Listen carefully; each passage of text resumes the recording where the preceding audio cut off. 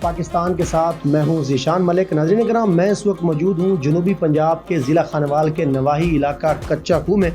میرے ساتھ موجود ہیں flying officer Pakistan air force جناب جنید صاحب، اور آج یہاں پر پہنچے ہیں چونکہ پورے ملک میں آج یوم فضائیہ منایا جا رہا ہے۔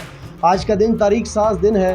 ان نوجوانوں کو، ان آفیسرز کو، ان جوانوں کو، پاکستان کے ان ہیرو کو یاد کرنے کا دن ہے کہ جنہوں نے اس ملک و ملت کی سلامتی کے لیے اپنے جانوں کے نذرانے پیش کیے، اور پاک فضائیہ اپنے ہر سپاہی کے گھر، ہر نوجوان کے گھر کہ جنہوں نے اس ملک کے لیے، دھرتی ماں کی سلامتی کے لیے جان کے نذرانے پیش کیے، ان کے پاس پہنچ رہے ہیں۔ ان کی قبروں پہ جا کے پھولوں کی چادریں چڑھائی جا رہی ہیں۔ جنید صاحب آج پہنچے ہیں کچا کوہ کے علاقے میں، اور یہاں پہ ایک بڑی موٹیویشنل آپ کو بات بتائیں کہ کم سن شہید کے 17 سال کی عمر میں ایک نوجوان کچا کوہ کا پاکستان ایئر فورس میں بھرتی ہوتا ہے، اور اس کے بعد تھوڑا ہی عرصہ پیشہ ورانہ تربیت کے بعد جو ہے اس ملک و ملت کے لیے اسے جامع شہادت نوش کرنا پڑتا ہے۔ لیکن 2015 یا 14 کی غالباً یہ بات ہے، لیکن آج بھی 2023 تک ہر سال اس عظیم دن پر کاشف عنایت کو یاد کیا جاتا ہے۔ اور جنید صاحب اپنی ٹیم کے ہمراہ، اپنے جو چاقو چوبند دستہ ہے اس کے ہمراہ یہاں پہ پہنچے ہیں۔ کاشف کی قبر پر جو ہے پھولوں کی چادر چڑھائی ہے، سلامی پیش کی گئی ہے۔ مزید انہی کی زبانی جانتے ہیں کہ آج کے دن کے حوالے سے کیا جذبات ہیں، اور کاشف کی والدہ بھی ہمارے ساتھ موجود ہیں۔ شہید کی فیملی کے گھر اس وقت ہم سب لوگ موجود ہیں۔ جنید صاحب کی زبانی جانتے ہیں۔ Sir, thank you so much for being with us. آپ کا شکریہ کہ ہمارے اس پلیٹ فارم کے لیے آپ نے وقت نکالا۔ بتائیے گا، شہید کے گھر میں آپ موجود ہیں، ابھی آپ پھولوں کی چادر چڑھا کے آ رہے ہیں قبر پہ، کیا جذبات ہیں، کیا تاثرات؟ سب سے پہلے تھینک یو سو مچ جی، آپ لوگوں کے پلیٹ فارم سے ہمیں اپنی آواز پہنچانے کا موقع ملتا ہے، اور آپ اتنی ہمت کر کے آئے، اور اس پہ آپ سب کو بہت مشکور ہیں۔ سیکنڈلی یہ کہ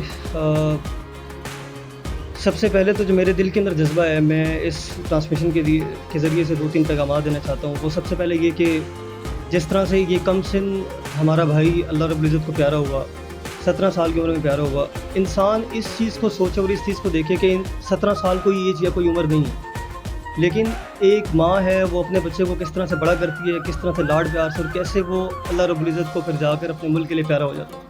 تو میں سب سے پہلی بات تو یہ کہنا چاہوں گا کہ اس چیز کو ہم لوگ سب محسوس کریں، اور اپنے دل کے اندر اس بات کی جگہ بنائیں، اور اس کو جگہ دیں اپنے دل و دماغ کے اندر کہ آزادی سیکریفائسز کے علاوہ نہیں خریدی جا سکتی۔ آزادی ہمیشہ ہمیشہ، جب تک ملک کے جوان اس کے لیے سیکریفائس نہیں کریں گے اور ہر روزانہ نہیں کریں گے، تب تک ہمیں ملک میں آزادی نہیں مل سکتی۔ تو جنید صاحب یہ بتائیے گا، کون سا سبق پڑھایا جاتا ہے مسلح افواج میں کہ مرنے والا موت کو دیکھ کر پریشان نہیں ہوتا، مرنے والا خوش ہے جو اس ملک پہ جان کا نذرانہ پیش کر رہا ہے، اور جن کا مر رہا ہے وہ بھی خوش ہیں۔ آج ہم یہ چہرے دیکھ رہے ہیں کھلے ہوئے، ورنہ جس گھر میں مرگ ہوتی ہے وہ تو بڑے بجھے ہوئے چہرے ہوتے ہیں، اور جس ادارے کا مر رہا ہے وہ بھی خوش ہے۔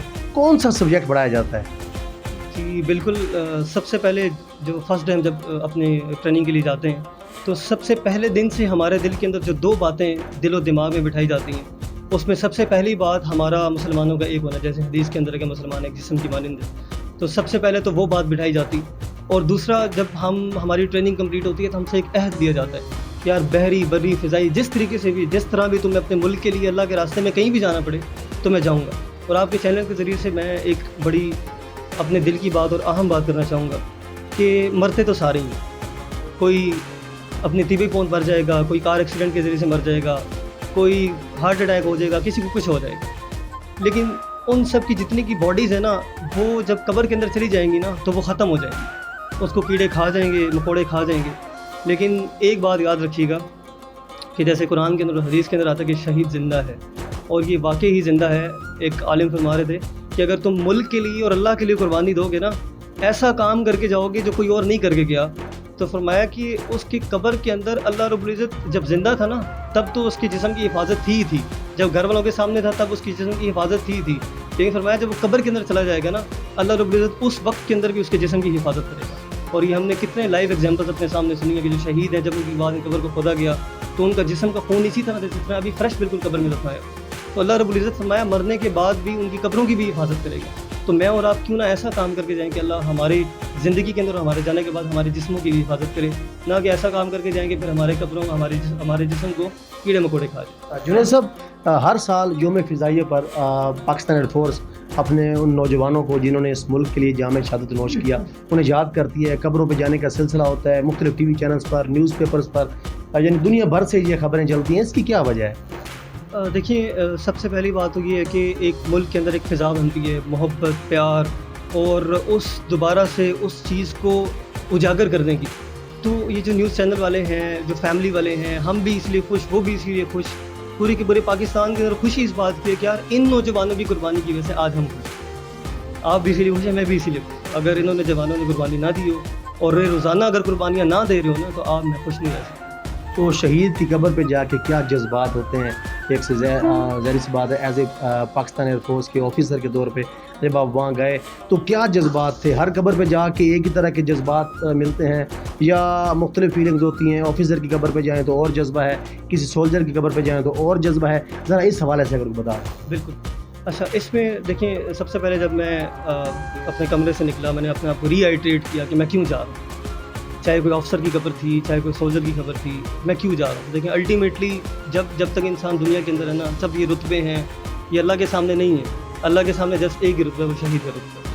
اور اس نسبت کے تحت جب میں نے اپنے ذہن کے اندر سوچا کہ میں جا رہا ہوں, میں کیوں جا رہا ہوں, میری کیا, اور میں نے اس فیلنگس کو جب اپنے اوپر طاری کیا تو مجھے یہی بات سمجھ میں آئی کہ یار اس جگہ پر میں بھی ہو سکتا تھا, میں بھی یہاں پر پڑا ہو سکتا تھا. اسی طرح میرے لیے بھی کوئی افسر آتا, اس طرح پورا دستہ آتا, وہ اس طرح چادر چڑھاتے, سب کچھ کرتے.